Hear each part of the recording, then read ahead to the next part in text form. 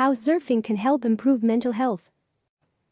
Cape Town, South Africa. Hues of delicious pink and orange cascade across the sky as waves crash over Muizenberg Beach in Cape Town, one of South Africa's most famous surf spots. Just beyond the beach, a group of excited kids stream out of minibus taxis and make a beeline for the Waves for Change surf shack, where they hurriedly swap their school uniforms for wetsuits. Big smiles painted across their faces, they sprint onto the sand. A team of equally enthusiastic mentors greets them and begins their first activity of the day, a group energizer. For many of these kids, being here is the highlight of their week. After all, this is no ordinary surf lesson. This is surf therapy. Surfing for Change, founded in 2012, South African NGO Waves for Change, or W4C, uses surfing-related activities as a way of providing social and mental health services to kids in some of the most at-risk communities in South Africa. In a country where mental health services are under-resourced and stigmatized, many of the youth who participate have been exposed to gang activity, abuse, poverty, neglect and trauma. Citing those contributing factors, 17% of the country's children and adolescents reportedly suffer from mental disorders like depression and anxiety. Read more. This Kenyan nutritionist is keeping school kids fed. Even during lockdown, surfing can offer the opportunity for anyone to experience core mental health needs, says Hues, the Waves for Change training and partnerships manager. A Cape Town local, she has a postgraduate degree in education and joined the W4C team in 2016.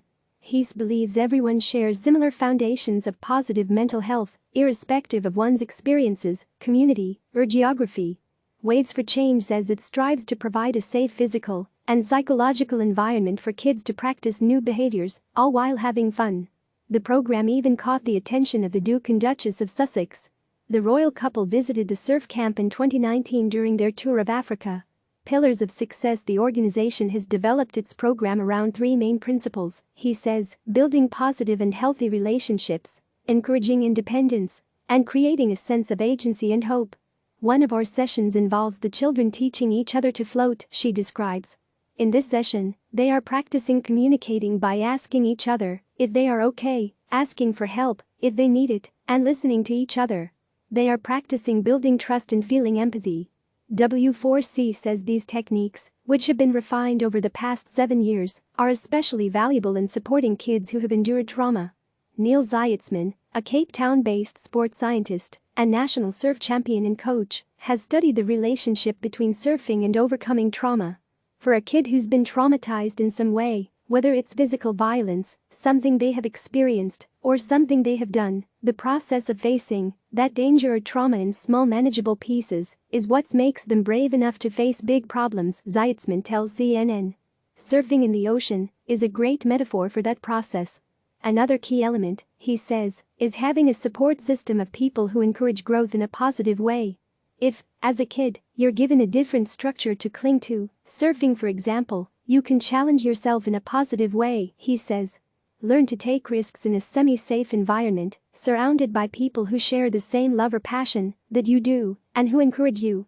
Read more. This South African takes on a man's world of dirtbike racing and makes it her own. The mentors today. W4C hosts an average of 3 surf therapy sessions a day, 6 days a week, at 6 different locations, 5 in South Africa and 1 in Liberia. Through these programs, the group says it has positively impacted the lives of thousands of youth since it began in 2012. In 2018 alone, the organization reported reaching over 1,500 youth, ranging in age from 11 to 16 years old. Of that group, nearly 40% were girls. The kids described a very positive and strong connection to their mentors, with 84% saying they learn about good behavior from those coaches.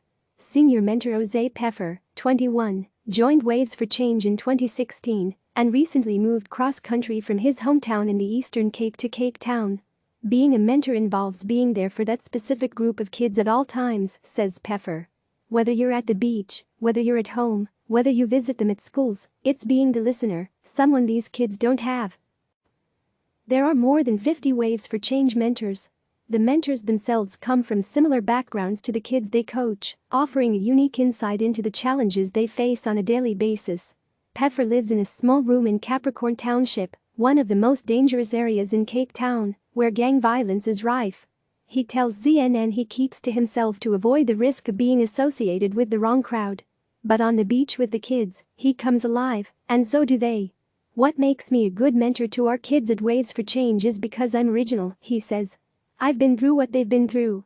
But move forward, don't give up. It's what makes you stronger, and that is what is important. Watch stories like this every week on CNN African Voices Changemakers. Click subscribe to receive the latest news.